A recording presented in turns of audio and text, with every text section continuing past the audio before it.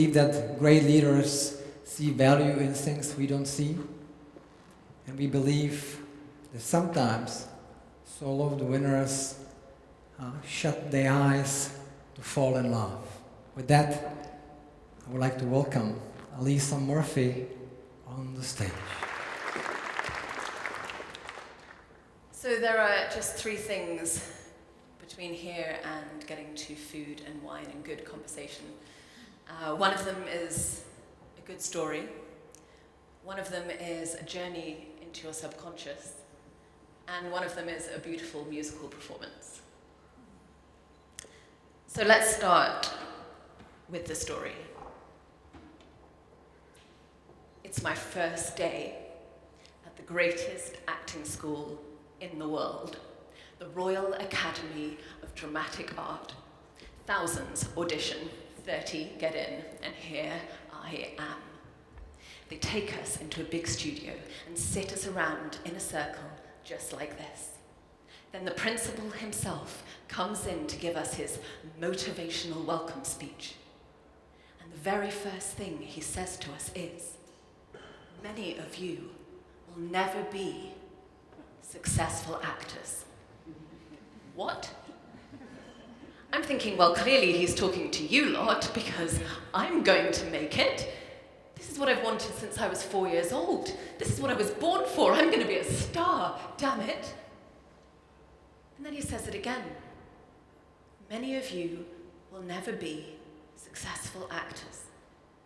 But whatever you go on to do, the 3 years that you spend here will serve you for the rest of your life. I had no idea what he was talking about. Fast forward 6 years. 3 of them spent rolling around on the floor, getting my degree in acting, and 3 of them working professionally. On stage, on screen, living different lives, learning to hold an audience in the palm of my hand. Except, it wasn't exactly the way that I'd imagined it to be. There was a lot of sitting around and waiting for things to happen. There was a lot of, oh, you so nearly got the part. There was a lot of working in a marketing department to pay the bills and feeling as though all the power lay in somebody else's hands. Then one day, I meet an investor in a sector called clean tech. I'd never heard of clean tech, but I quickly fell in love with it. And before I know it, he asks me if I want to come and be the CEO of a clean energy company.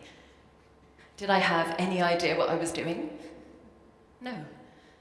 But what I did know in that moment was that no one was going to make me an offer quite like that again. It was the role of a lifetime, and I had to find out if I could do it. So I quit acting, literally overnight, and take up business. And when I say that I quit acting, I mean that I buried that part of my story. No one knew what I'd been doing just weeks before.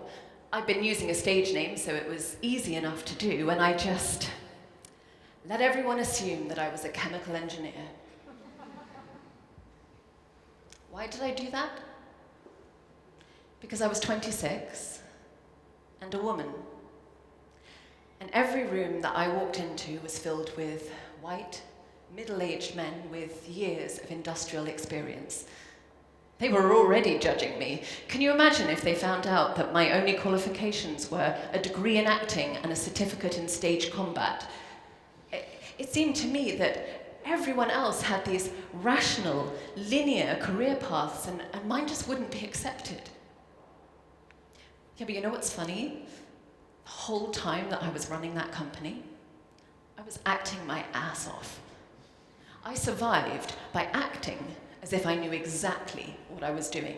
I exuded confidence and fierce intelligence. I asked probing questions about technical details I barely understood myself. I played the part. And no, that's not quite the same thing as faking it. You see, when you play a role, you become the role. And I became that CEO.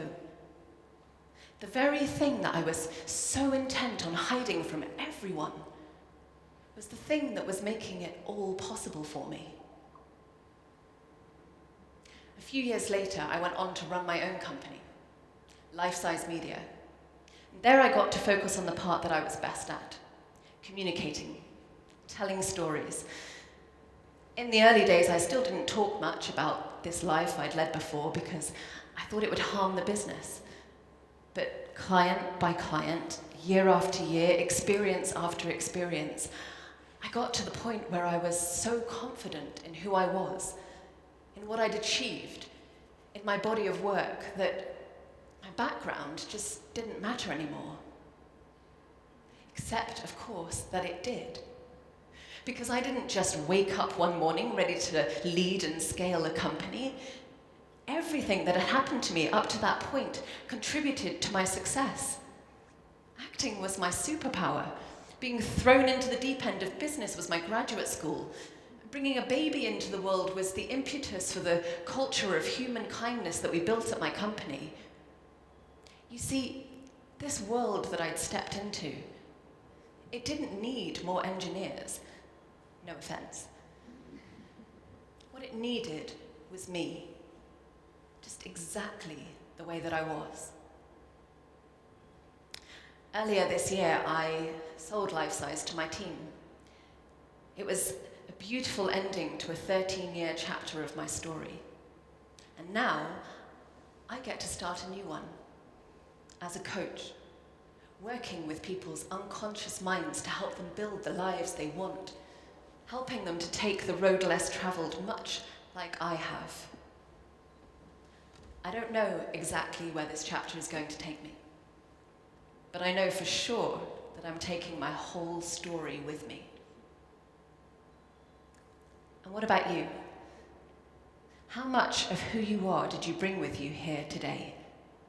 How much of your story are you brave enough to tell? Are there parts that you would prefer remained hidden? Nuances that you tell yourself don't matter? Because they do. All of it matters. And when we can show up as all of who we are, the impact is incredible for ourselves, our families, our teams, our industries. Will you try a little experiment with me? It's nothing scary, I promise. I want you to turn to the person next to you and tell them something about yourself that you would never normally share at a networking event. It can be anything you want, big or small. It can be what you ate for breakfast, what you wanted to be when you grew up, anything you like. Go for it.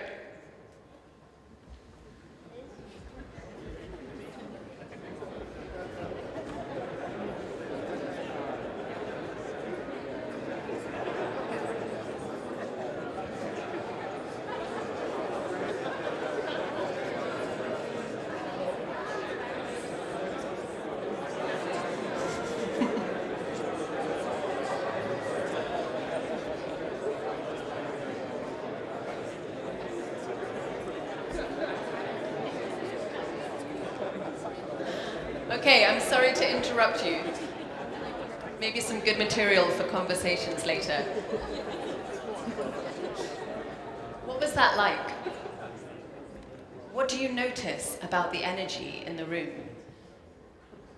None of us are as straightforward as we might appear, and I think that's a wonderful thing. What might become possible for you when you can truly embrace all of who you are? Truly embrace your whole story. And I'm going to offer you a taste of that now. I'm going to lead you in a guided visualization. All you have to do is relax and follow my words. So I want you to start by just getting yourself really nice and comfortable. If you're sat down, make sure your feet are planted on the floor so you feel really grounded. And then just start by choosing a point out in front of you. And give that point all of your attention. Focus your eyes on it. And let everything in your peripheral vision just start to soften and fade. And in a moment, I'm going to count you down from 10 to 1. and ask you to open and close your eyes. That's all there is to it. So when you're ready, go ahead and close your eyes. And I want you to imagine the number 10. And as you imagine the number 10, you feel a warm wave of relaxation, starting at the top of your head and easing all the way down through your body, right down into your feet and into the floor. And the number 10 gently fades away. Open your eyes, close your eyes. Imagine the number 9. Another wave of relaxation, bringing comfort and relaxation all the way through your body, down into your feet, into the floor.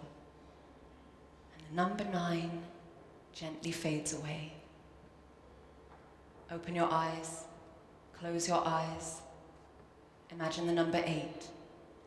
Again, a wave of relaxation, easing all the way through your body, right down to your toes. And the number 8 fades away. Open your eyes, close your eyes. 7, warm relaxation through your body. And the number 7 gently fading away. Open your eyes, close your eyes.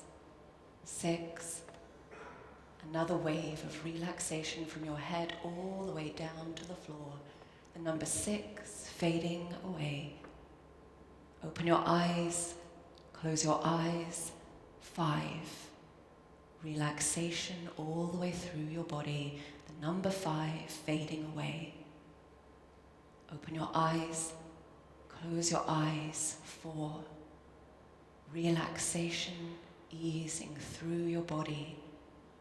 The number 4 fading away.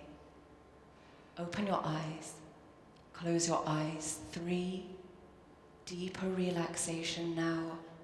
The number 3 fading. Open your eyes, close your eyes.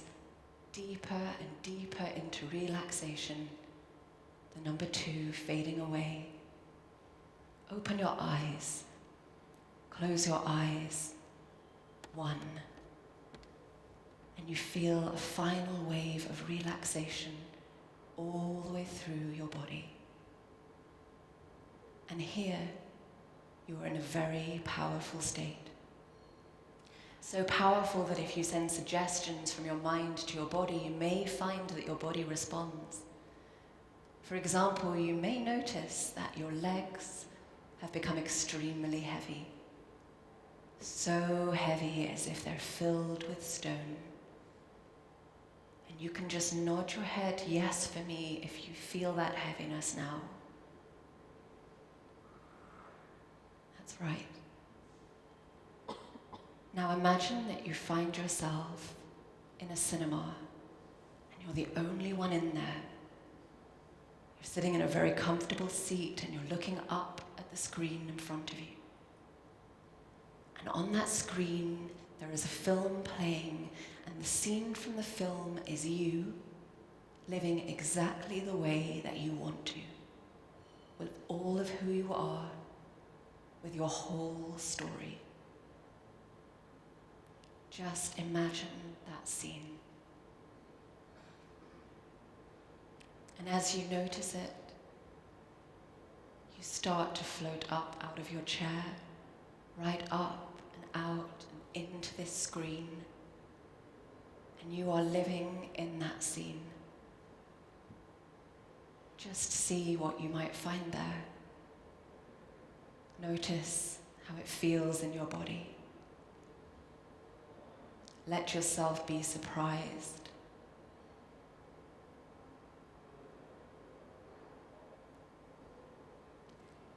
And in a moment, it's going to be time to go.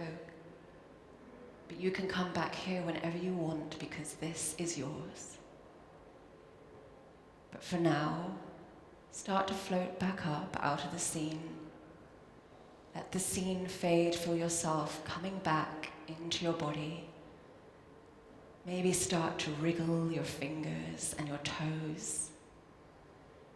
Start to bring some movement back into your body now.